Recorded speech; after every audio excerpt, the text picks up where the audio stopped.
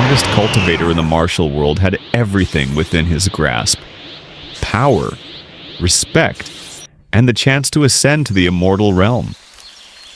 But just as he was about to achieve his greatest goal, betrayal struck, and his life was torn away. However, death was not the end. Instead, he woke up in a strange, unfamiliar world, one plagued by a devastating apocalypse. What seemed like a nightmare quickly became an opportunity. If the heavens had abandoned him, he would carve his own path back to power, one soul at a time. In the divine calendar year 3204 within the northern region, there existed a city called Bay. On that fateful day, the heavens were restless as the strongest cultivator on the land attempted to challenge them. His name was Sububai, and he stood just one tribulation away from achieving ascension.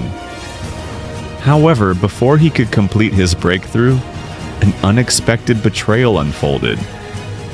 One of his own disciples, Lin Wonk, launched a devastating attack, charging her blades with powerful inscriptions and shattering his protective barrier with astonishing effectiveness.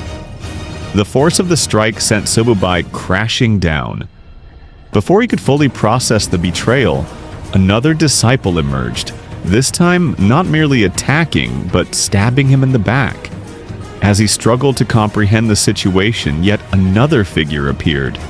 Shuer, another trusted disciple, dropped a massive heaven-blessed coin upon him, sealing his fate. At that moment, he found himself questioning what he could have possibly done to deserve such a coordinated betrayal. Despite his efforts to mentor and elevate them, they had turned against him under the pretense of enacting justice for his supposed crimes. Faced with such treachery, Sububai refused to surrender without a fight. Unleashing the full force of his aura, he repelled their attacks and resolved to take them down with him. Even as they revealed that their senior brother had promised backup, it became clear that no such reinforcement was coming. Furious at their audacity, he resolved that if he was to fall, he would ensure they perished as well. In his final moments, he unleashed devastation upon the land, determined to leave behind a world in ruins. However, his story did not end there. Instead of dying, Sububai awoke in an unfamiliar body, reincarnated into a young boy in a world vastly different from his own. Modern and sleek, the surroundings were unlike anything he had ever encountered. Yet, despite the drastic change, one thing remained eerily familiar. Outside, chaos reigned. Hordes of zombies rampaged through the streets, tearing into anything that moved. Unlike the cultivators of his former world, the people here were pitifully weak, lacking any means of defense. It was evident that this world was doomed to an apocalypse.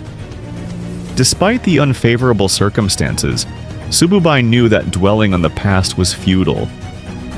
He had only one option: to train this new body, regain his strength, and find a way back to the world of immortal cultivation. However, as he attempted to channel his spiritual energy, he encountered an alarming realization. He could sense none of it. At first, he believed that his new body simply lacked the aptitude, but upon deeper inspection, the horrifying truth became clear. This world had no spiritual energy at all. Without it, cultivation was impossible, and even survival in this zombie-infested land would prove to be a nightmare. As he pondered his predicament, a sudden commotion drew his attention. In the same building, a man and a woman stumbled in, breathless from their desperate escape. Yet, instead of securing their safety, the man, blinded by desire, decided that the moment called for intimacy. Though the woman hesitated due to her partner's presence in the room, it did not take much for her to give in. What she failed to notice, however, was the grotesque bite mark on her lover's arm. Unfamiliar with the concept of zombification, she dismissed it as a simple wound. That was until his body convulsed unnaturally, and he turned, devouring her in a gruesome twist of fate. Observing the scene, Sububai could not help but laugh bitterly. The man whose body he now inhabited had also been betrayed, much like himself. When the woman screamed for help, he simply stood there, unmoved, watching with a cold smirk as she met her fate. To him, betrayal warranted no sympathy. Closing the door behind him, he felt a fleeting satisfaction, but his situation remained dire. If he did not find a way to regain his power soon, he would not last the night. Rummaging through his sea of consciousness, he discovered that some of his treasures had survived the transmigration. Though weakened, he could still summon one of them, an item that might aid his survival.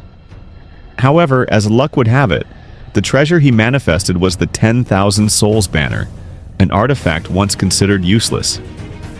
Its sole function was to store souls, offering neither offensive nor defensive capabilities. Frustrated, he cast it aside, believing it to be of no help in his predicament. To his astonishment, the banner underwent an unexpected transformation.